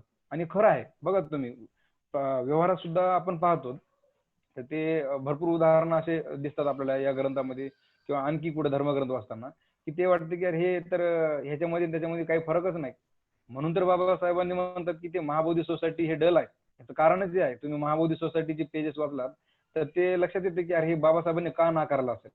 कारण मग महाबोधी सोसायटीचे पेजेस वाचल्यानंतर किंवा आणखी इतर कुठे जास्तीत जास्त जे काही अंधश्रद्धाळू असतात, जास्त अंधश्रद्धेचा भरणा असलेल्या असतील किंवा त्याचा सुसंगत मांडणी करता येत नाही, अशामुळे काय होतं, गोंधळ उडतो. आणि गोंधळ उडल्यानंतर जे सुसंगती साधण्याचा प्रयत्न करणारे जे लोक असतात त्यांना मग धर्मामध्ये त्या इंटरेस्ट वाटत नाही. म्हणून बाबासाहेबांना वाटतं की बघा, कार्ल मार्क्स काय म्हणतो की धर्म ही अपूची गोळी आहे, पण बाबासाहेब तसं मानत नाहीत. का मानत नाहीत, तर बाबासाहेब धर्माकडे कसे पाहतात की धर्म म्हणजे माणसाला, आता धर्म हा शब्दशः अर्थ घेऊ नये, धम्म घ्यायला पाहिजे. तर मी व्यावहारिक रित्या धर्म शब्द वापरतो या ठिकाणी. तर धर्म हा जीवनाला वळण देण्यासाठी महत्वाचा असतो, बरोबर. तर उदाहरणार्थ कसं फरक पडतो, म्हणजे धर्माचा राजकारणावर आणि राजकारणाचा धर्मावर कसा फरक पडतो पहा. तर कार्ल मार्क्स म्हणतो की म्हणजे किंवा मार्क्सवाद काय म्हणतो की कामगारांची हुकुमशाही यायला पाहिजे, मग ती कोणत्याही पद्धतीने यायला पाहिजे. असं नाही की ती 80च्या मार्गानेच यावी किंवा त्याला काहीतरी काय म्हणता त्याला, कोणता शब्द वापरता येईल, काहीतरी इथिक्स असेल, इथिकल असेल, असं काही भाग नाही. तो कोणत्याही पद्धतीने तुम्ही मिळवा, पण कामगाराची हुकुमशाही मिळवा. म्हणजे सांगायचं तात्पर्य आहे की पण धर्म म्हणतो की बुद्ध म्हणतात की या ठिकाणी तसं नाही करायला पाहिजे. म्हणजे ह्या ठिकाणी हा थोडंसं विस्तृत वेगळं मांडणी व्हायली माझी, सॉरी. तर या ठिकाणी आपल्याला बाबासाहेब सांगतात की आपल्याला या ग्रंथामधून ही 4 घटना आपल्याला पाहायला मिळतील. कोणते, रॅशनल, सायंटिफिक मांडणी असेल त्याची, कमीत कमी अंधश्रद्धा जी मांडणी असेल, कुठे कुठे अंधश्रद्धाळू आपल्याला वाटू शकते या ग्रंथ द बुद्ध अँड हिज धम्मामध्ये सुद्धा काही ठिकाणी ही अंधश्रद्धा आहे इकडे, ही सुद्धा अंधश्रद्धा आहे असं वाटू शकते, पण ती कमीत कमी स्वरूपामध्ये दाखवण्याचा प्रयत्न केलाय बाबासाहेबांनी. ठीक आहे, पुढे आपण घेऊ शकतो.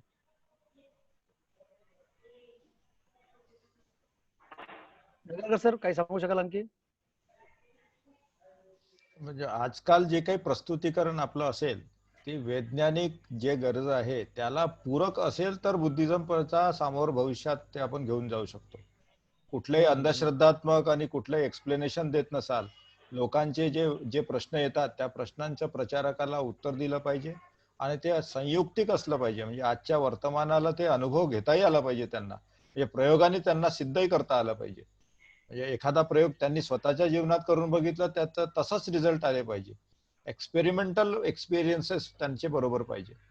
तेव्हा आपल्याला ते सांगत असताना लोकांना जे धम्माच्या गोष्टी सांगत असताना ते अधिक वैज्ञानिक दृष्टिकोनातून कसं सांगता येईल तसं आपल्याला सांगायला पाहिजे. अंधश्रद्धेचा भाग जो असेल तो एक तर बुद्धिझमचाच भाग नाही असं म्हणून त्याला गाळता आला पाहिजे. जो कोणी असा धर्म अशा पद्धतीने प्रस्तुत करणार नाही त्याचा धर्म प्रचारक म्हणून नोंदच केली जाऊ शकत नाही. तो नुसतं अंधश्रद्धेचा प्रचारक म्हणून नोंद केली जाईल आणि मग काही दिवसानंतर त्याच्यावर ठप्पे लावले जातील की हे धार्मिक अत्यंत म्हणजे रूढीवादी आहे, धार्मिक आहे आणि आजच्या घटकेला ते कामाचे नाही आहे. असंही स्वरूपाची भूमिका वर्तमानचे लोक घेणार आहेत. त्यामुळे धर्मप्रचारकांनी अजून सुधारायला वेळ आहे, त्यांनी सुधरून जायला पाहिजे.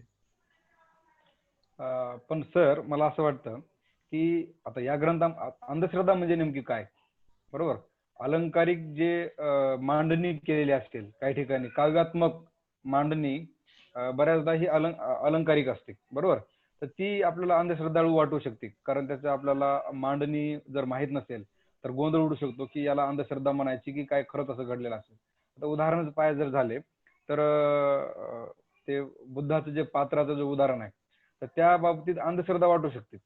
बुद्धाचं ती घटना तुम्हाला मी पुन्हा एकदा सांगतो की बुद्ध म्हणतात ध्यानाला बसण्याच्या अगोदर बोधी वृक्षाखाली बसण्याच्या अगोदर म्हणतात की जर मला बुद्धत्व प्राप्त होणार असेल तर मी काय करणार, ते पात्र नदीमध्ये टाकलं तर ते काय होईल, प्रवाहाच्या विरुद्ध दिशेला वाहत जाईल. तर हा एक आहे अलंकारिक भाषेमध्ये दिलेला आहे. याचा शब्दशः अर्थ तसा नाही की प्लेट ते वर वाहत गेलं असं काही घडलेलं नाही. याचा अर्थ काय होतो की बुद्धाच्या विचारानुसार प्रवाहाच्या विरुद्ध म्हणजे जो काही प्रवाही विचार होता त्यावेळेस तत्कालीन जे विचार होते तर ते तत्कालीन विचाराच्या विरुद्ध लोक वागू लागले. आपण पाहू शकतो बुद्धाच्या विचारानुसार अनेक लोक प्रवाहाच्या विरोधात वागू लागले. आता प्रवाहाच्या विरोधात वागणे याला एक अलंकारिक भाषेमध्ये काय सांगितलेलं आहे की पात्र काय झालं, ते प्रवाहाच्या विरोधाच्या वाहत गेलं, असं त्याचा शब्दशः अर्थ होत नाही. या ठिकाणी गोंधळ उडू शकतो. आता या ठिकाणी कसोटी कोणाची आहे, जे धर्मप्रचारक असतात किंवा धर्म अभ्यासक असतात त्यांची कसोटी आहे की हे कसं पटवून देऊ शकतो आपण, बरोबर? आता दुसरी गोष्ट अशी आहे पहा की आता अंधश्रद्धा कशाला म्हणावं. उदाहरणार्थ तुम्हाला सांगतो की एक न्यूटन नावाचा शास्त्रज्ञ, आपण त्याच्याविषयी माहिती वाचताना शाळेमध्ये अशी वाचलेली सांगतोय की न्यूटन असा एके दिवशी शेतात गेला किंवा झाडा कुठे जरी घरी असेल शेतात असेल, तो बसला सफरचंदाच्या झाडाखाली आणि सफरचंद पडलेलं बघितलं आणि त्यांना एक शोध लावला, कोणता? तो गतीचा नियम, बरोबर? तर जे काही नियम असेल गतीचा तर त्याने तो नियम लावला. मग आता या ठिकाणी अंधश्रद्धा आहे का? गुरुत्वाकर्षणाचा नियम. गुरुत्वाकर्षणाचा. तर तो गुरुत्वाकर्षणाचा शोध त्यानं काही त्या सफरचंदाच्या झाडापासून लावला का? मग याचा अर्थ असा होतो की त्यानं सफरचंदाचं झाड अगोदर कधी पाहिलंच नाही का, असा प्रश्न होतो ना. की सफरचंदाचं झाड त्यानं हजारो वेळेस पाहिलं असेल. त्या सफरचंदाचं झाड सोडा, चेंडू टाकला असेल बॉलवर तर तो बॉल खालीच पडतो, दगड वर टाकला तर तो दगड वर पडतो. ही नेहमी बघणारी किंवा पाहणारी घटना आहे. आपण दररोजच नित्यनियमामध्ये पाहतो. तरी पण त्याचं जे चरित्र वाचताना असं सांगतात की तो सफरचंदाच्या झाडाखाली बसल्यानंतर सफरचंद खाली पडलेलं पाहून त्याला लक्षात आलं की गुरुत्वाकर्षणाचा सिद्धांत त्याचा शोध लागला. आता कसं असतं माहिती आहे का, घटना दररोजच असते पण त्या घटनेकडे पाहण्याचा दृष्टिकोन कधी बदलेल किंवा कोणत्या घटनेकडे माणूस कधी कोणत्या दृष्टीने पाहिजे हे आपण सांगू शकत नाही.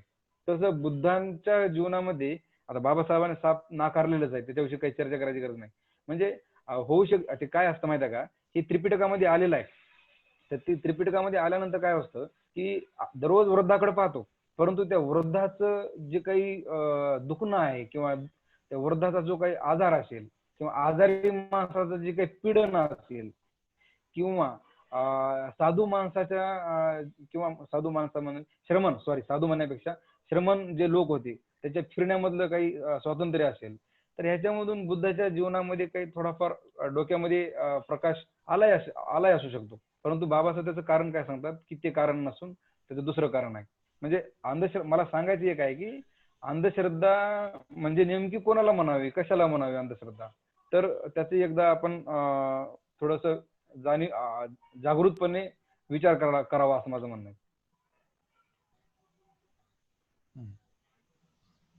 कसं आहे, आज जो वर्तमान एक्सपिरियन्स आहे, तुम्ही जे पात्राची गोष्ट केली ते वर्तमान एक्सपिरियन्स असा आहे की तुम्ही काही केल्या ते पात्र उलट्या दिशेने घेऊन जाऊ शकत नाही.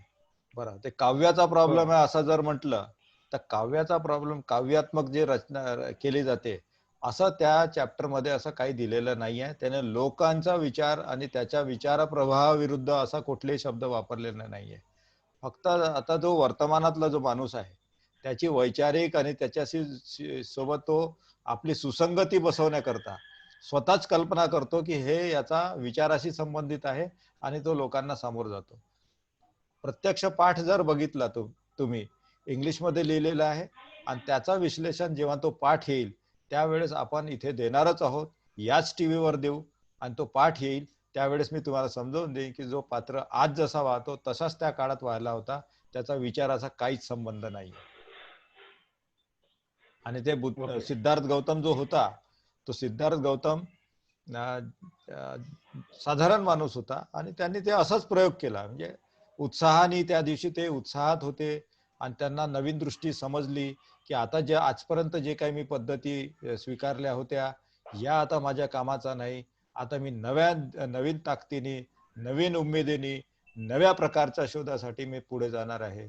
आणि ते उत्साहात होते. तर उत्साहात कसा एक मुलगा एक गोटा घेतो आणि तो पाण्यावर असा मारतो, तो तरंगत तरंगत तरंगत तरंगत फार दूरपर्यंत जातो. खूप जोरात फेकला ना तर लगेच तो बुडत नाही. तो पाण्याच्या वरच्या वर टप्पे टप्पे खात खात तो फार लांबपर्यंत वरवर जातो, नंतर समोर जाऊन बुडून जातो. आजही प्रयोग करा, तुम्हाला रिझल्ट तसेच येणार आहे. पण त्याच्या मागची भूमिका आहे की हे उत्साहात होते आणि त्या उत्साहामध्ये त्यांनी केलं. त्यांनाही माहित होतं की पात्र बुडणारच आहे, पण त्यांनी तो जो पात्र एक असा त्याला आकार असतो त्याच्यामुळे ते काही काळ तर समोर जाणारच आहे वाहत वाहत, नंतर ते बुडणारही. तर ते प्रवाहाच्या विरुद्ध गेलं का काय प्रवाह सोबत गेलं? प्रवाहाच्या सोबतच गेलं असं इंग्लिश मध्ये दिलेलं आहे का? हा, असं इंग्लिश मध्ये दिलेलं आहे. आणि ते वर पोहत पोहत गेलं आणि काही लांब पोहत पोहत गेल्यानंतर समोर ते बुडालं. नाही, मग माझा प्रश्न असा आहे की मग जर ते त्याला कुठल्याही महान ज्ञानाची गरज नाही, सर्वसामान्य माणूस जेव्हा केव्हाही एखादा शाळेतला पोरगा पण जर पात्र पाण्यात टाकला तर ते प्रवाहाच्या दिशेनेच वाहत जाणार आहे. त्याच्यामध्ये वेगळी परीक्षा घेण्याची काय गरज आहे? काहीच नाही, परीक्षा कुठे घेतली, असाच त्याने टाकला. सर माणूस जेव्हा उत्साहात येतो तर तेव्हा एखादा आता बोधिसत्व माणूस जेव्हा बुद्धत्वाकडे वाटचाल करतो, म्हणजे हे काही फार वेगळी संकल्पना नाही. किंवा एखादा बोधिसत्वाच्या अवस्थेतून माणूस जेव्हा सर्व कायम त्याला बुद्धत्वाकडे वाटचाल करतो तर नक्कीच त्या माणसाचं ज्ञान इतकं म्हणजे उत्साही नसेल की ते प्रवाहाच्या पाण्यामध्ये टाकल्यानंतर जर पाण्याच्या प्रवाहासोबत ते प्लेट पात्र वाहत चालला असेल त्याच्यामध्ये ते वाक्य टाकायची गरज नाही ना. आज जरी आपण पात्रात जाऊन टाकलो. पुन्हा सांगतो, त्याचं असं आहे की जे वैज्ञानिक दृष्टिकोन जे सहजासहजी नैसर्गिक नियमाला जे अनुसरून असतं ते आताही होणार आहे. म्हणजे आतापर्यंत जे प्रयोग होते नैसर्गिक नियमाला विरोधक होते. त्यांनी सर्व प्रयोग करून बघितले. शरीराला त्रास दिल्यामुळे वाट्यातला काय आलं तर दुःख आलं, सुखाच्या शोधासाठी गेले आणि वाट्यात काय आलं तर दुःख आलं. आता ते म्हटलं आता हे अवैज्ञानिक प्रयोग मी करणार नाही किंवा आता याच्यानंतर मी असे उलटे सुलटे प्रयोग करणार नाही. जो प्रयोग साधा आणि सरळ आहे, वैज्ञानिक आहे, पात्र टाकला की सरळ वाहत जातं. सर तो विषय येईल तेव्हा करू आपण नक्कीच. माझं म्हणणं प्रेक्षक म्हणून मला वाटलं ते जरा आपण दुसरीकडे गेलो तर आपला प्रवाह आपण वापस आणूया. Very good very good. तो विषय जेव्हा येईल तेव्हा त्याला बिलकुल भक्कमपणे आपण त्याला हाताळू आणि तो कधीही वैज्ञानिक दृष्टिकोनाच्या विरोधात तो जाणार नाही. सिद्धार्थ गौतम देखील विज्ञानाचा समर्थकच होते आणि बुद्ध झाल्यानंतरही ते विज्ञानाचे समर्थकच ओके राहिले. आपण ज्यावेळेस भाग येईल ना तर त्यावेळेस त्यावर सविस्तर चर्चा करू सर. हा हा. ओके. आणि ठीक आहे सर, मग आता या प्रोलॉग मधलं आणखी काही सांगता येईल सर? या प्रोलॉग मध्ये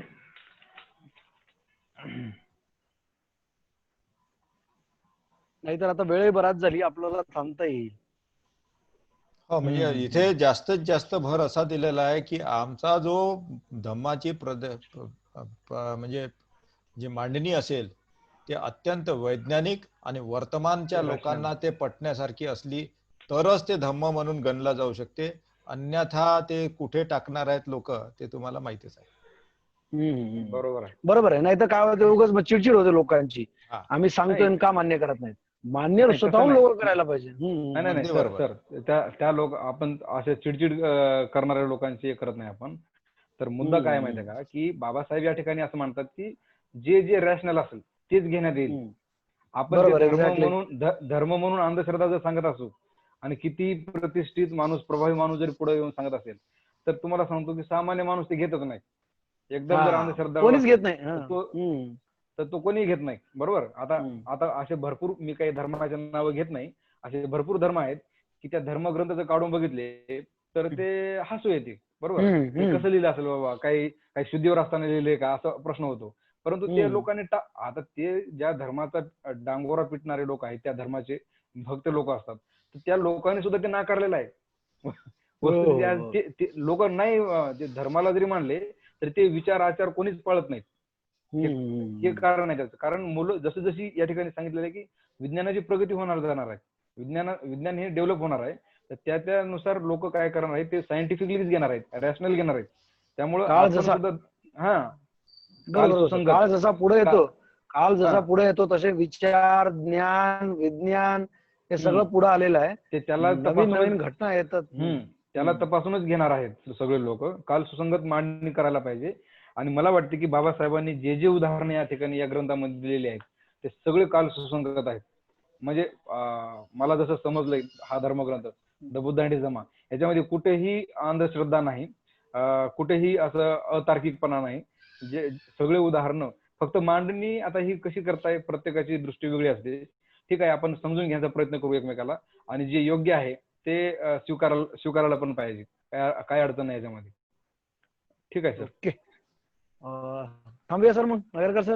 ठीक आहे ना, ह्या नोटने थांबूया की याच्या समोर आपण हा वैज्ञानिक दृष्टिकोन जपू, प्रायोगिक दृष्टिकोन जपू आणि कोणत्याही प्रकारे हा पुस्तक पूर्ण वाचताना आम्ही वैज्ञानिक आणि रॅशनल म्हणजे त्याला काय बुद्धी प्रमाण्यवाद हे न सोडता आपण या पुस्तकाचं वाचन करू. कुठल्याही अतार्किक, अवैज्ञानिक बुद्धी प्रमाणवादला विसंगत असे कोणतेही मुद्दे आम्ही मान्य करणार नाही. अशा पद्धतीने याचा आपण अध्ययन करू. या नोटवर आपण वर्ग संपवू. नक्कीच सर. फक्त काय माहिती आहे का सर, मी जे रॅशनल कशाला म्हणायचं किंवा अंधश्रद्धाळू आहे का, ते खरंच अंधश्रद्धाळू आहे का, अंधश्रद्धा म्हणजे काय, एखादी घटना असेल आणि जर ती अंधश्रद्धाळू मला वाटू शकते अंधश्रद्धा आहे यामध्ये, तुम्ही पटवून देऊ शकता की ही अंधश्रद्धाळू नाहीये, यामध्ये सुद्धा सायन्स आहे. याच्यावर सुद्धा आपण चर्चा करूया. चर्चा करतच पुढे जाऊ.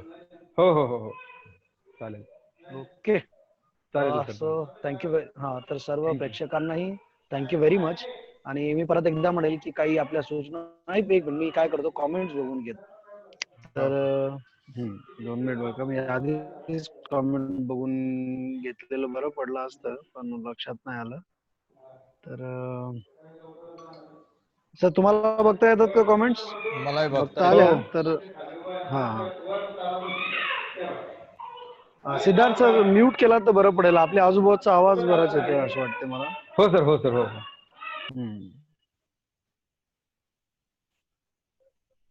ओके, तर 6 काय कमेंट आहेत.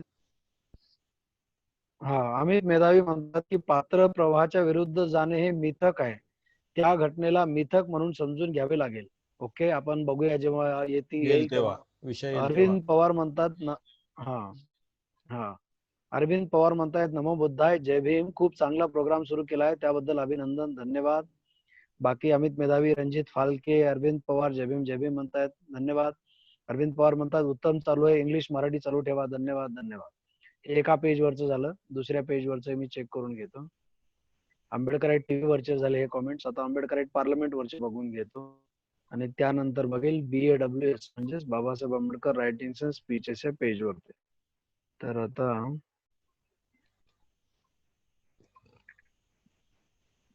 तोपर्यंत सर तुम्ही BAWS पेज ओपन केलं तर बरं पडेल. माझं जरा इकडे नेटची स्पीड थोडी कमी आहे, त्यामुळे मला ओपन करायला वेळ लागतो. मी आंबेडकराईट पार्लमेंट ओपन करतोय, तर तुम्ही दोघांपैकी कोणी BAWS पेज ओपन केलं तर बरं पडेल असं माझं म्हणणं. आजचं तिथे ह्या पार्लिमेंट मध्येच मी उघडलंय, तर ते म्हणते आजचं सेक्शन खूप सुंदर झालं सर. सेशन. हा, आजचं सेशन. हा, ओके. रुपेश कोण म्हणतात ढेरे. सर नाव? त्यांचं नाव रुपेश ढेरे. आणि त्या कमेंटला लाईक पण आलाय कोणाच तरी. अच्छा, ते तुमच्याच कडनं लाईक आहे. ओके.